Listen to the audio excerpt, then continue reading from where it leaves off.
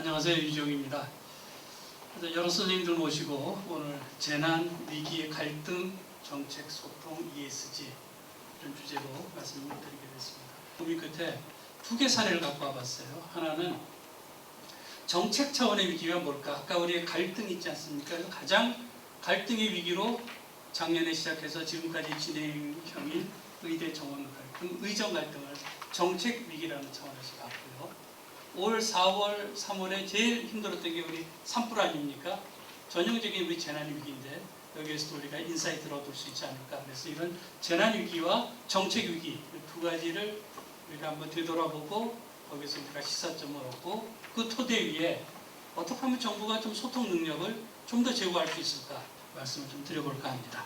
먼저 정책 위기로 의대 정원 증원과 의정 갈등이다. 그러면 이 사태가 우리한테 주는 시사점이 뭘까? 한 5가지 한번 정리를 해봤습니다. 첫 번째, 정부의 이런 의대 정원 조정 정책은 차라리 하지 않은 것만도 못했다. 두 번째, 이 사안의 어떤 중대성과 폭발력 비교했을 때 정부가 어떻게 보면은 너무 안약의 비상대책을 우리가 세웠다. 이렇게 얘기할 수 있겠습니다. 세 번째, 또 하나는 국민 여론이 무엇일까? 저희들 이제 홍보 소통에다 관심 많은 분들 이 자리에 계십니다만은 이 여론이라는 게 상황에 따라서 얼마나 가변적인 것인지 하는 부분을 우리가 간과한 게 아닌가. 네 번째, 이 사태를 통해서 우리가 좋은 사례를 통해서 우리가 어떤 교훈을 얻지만 우리가 실패를 했다. 실패해서 우리가 반면 교사로 삼아야 될 그런 교훈도 많다 하는 것을 여기서 우리가 보여주고 있습니다. 그 다음에 이제 진짜 어려운 부분은 5번째, 마지막입니다. 뭐냐면은 앞으로 이 사태가 이제 수습이 되겠지. 수습이 되고 나서 후유증도 염려가 된다. 이렇게 말씀드릴 수 있겠습니다.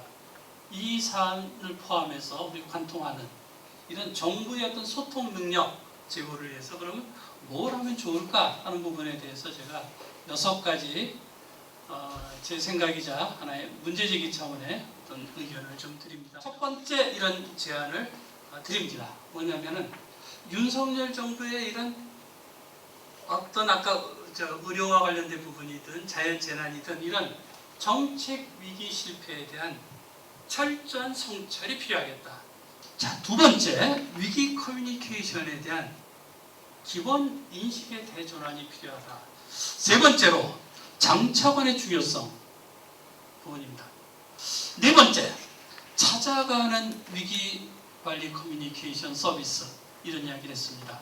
5번째는 찾아가는 서비스가 당근이라고 한다면 저는 채찍과 관련된 이런 정책도 필요하다고 생각합니다. 뭐냐면은 매년 각 부처가 정책 공부를 얼마나 잘했는지를 문체부가 평가를 합니다. 끝으로 오늘 아까 주제에 ESG가 있었습니다. 저는 이번 행사를 준비한 측에서 여러 많은 생각이 있었겠지만 아주 탁견이었다라고 생각을 합니다.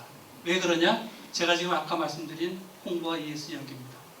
네, 안녕하십니까. 율촌의 윤용이라고 합니다. 저는 ESG 워싱 또는 그린 워싱 실제 사례를 가지고 한번 말씀드리면 이걸 들으시고 오히려 우리 PR 쪽에서 일하시는 분들이 연구하시는 분들이 조금 더 시사점을 얻을 수 있겠다 싶어서 그런 말씀 좀 드리고 싶습니다.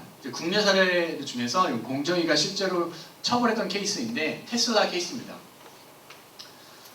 테슬라가 뭐라고 이제 표시 광고했냐면 우리 차는 일회 충전으로 600km 이상 주행 가능해요. 15분 내에 최대 500km, 300km 충전할 수 있어요. 라고 하되 다만 이런 슈퍼차저의 어떤 종류나 어떤 구체적인 조건을 언급하지 않았어요. 그냥 항상 가능한 것처럼 이제 써놓은 거죠. 두 번째, 우리 전기차 사용하면요 5년 동안 휘발유차보다 연료비 500만 원 저감할 수 있어요 라는 문구를 썼어요.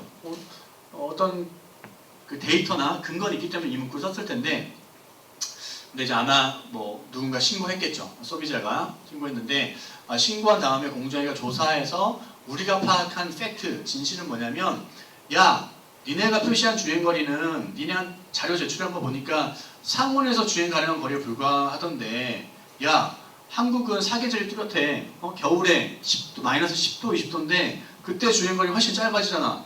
이거 그러면 사실은 그런 내용들을 다 구체적으로 적어야지 이렇게만 적어버리면 소비자 입장에서는 어떤 조건에서도 저 조건이 저 퍼포먼스가 나올 거라고 오해할 거 아니야 뭐 이런 그 이야기 따라서 거짓 과장이야. 또 하나 니네가 얘기했던 이제 이 저감이라는 수치는 니네가 설명을 들어보니까 운전자들의 구체적인 사용 환경 그리고 얼마나 이제 그 저속이냐 고속이냐 뭐 다양한 환경에 따라 달라질 수 있는데 이렇게만 적어버리면 소비자 입장에선 테슬라 전기차만 사면 내가 지금 쓰고 있는 그 휘발유차에 비해서 이만큼 저감되겠다라고 오해할 수 있기 때문에 역시 기만적이야 그린워싱이야 해가지고 그 광고 중지하세요 과징금 27억 원 내세요 라는 이제 처분이 나온 거죠. 그래서 여기서 우리가 찾을 수 있는 시사점은 어쨌든 이런 친환경적인 속성이 강조되어야 많이 팔리는 전기차 같은 것들 경우에는 그린워싱 규제 맥락에서 규제가 굉장히 강조되고 있다라는 점 말씀을 드리고요. 이 소비자의 보호, 경쟁 사업자의 보호, 조금 더 그 말을 확대하자면 이 경쟁, 시장에 대한 보호도 있는 거죠. 시장을 왜곡하는 거잖아요. 그렇기 때문에 그린워싱에 대해서는 정말 강하게 행위에 대해서는 처벌하고 막아야 된다는 어떤 공감대, 어떤 정부의 의지 등이 있다는 것을 말씀드립니다. 김용식입니다. 저는 오늘 그 지난 14년 전 2011년 3월 11일에 있었던 동일본 대지진, 여러분들 기억하십니까? 대지진 재난 이후 일본 정부는 어떤 식으로 정책 변화를 했을까요? 이 ESG 차원에서 정리해서 이제 좀 말씀드리면 환경 측면에서는 그 일본은 원자력 안전 기준을 강화했습니다. 그리고 재생에너지 확대 정책을 했습니다. 에너지 믹스에서는 재생에너지 중심이면서 LNG를 쓰는 그런 방식으로 전환을 했습니다. 근데 사회적인 측면에서는 사실은 그 어마어마한 그 지역이 완전히 파괴됐기 때문에 중장기 복구 계획을 수립하고 함께하는 지역 공동체 재건에 중점을 두고 그다음에 이제 그 지금도 이제 방사능에 대한 문제는 ING인데 그 방사능 환경 오염 관련 정보를 국민에게 실시간 투명하게 제공을 했다는 겁니다. 고령자 장애인들의 재난 대응을 위한 특별 지침을 마련했다. 지배구조 측면에서는 중앙 정부와 지방 정부 간의 권한 및 역할을 재정을 했고, 그 다음에 기업들의 그 CSR 보고서 의무화, ESG 정보 공개를 권고를 했습니다. 지금 전 세계적으로 기후 위기 재난, 그 다음에 최근에 어떤 그 트럼프 정부의 이 자국 중심의 그 이런 어떤 그 세계적인 질서가 어찌 보면 재난입니다. 관세 하나 때문에 전 세계가 들썩이고 하는 이런 재난에서 재난은 피할 수가 없지만 준비하면은 그만큼 재난의 피해는 줄일 수가 있습니다. 그리고 한마디로 예방이 정답입니다. 네, 감사합니다.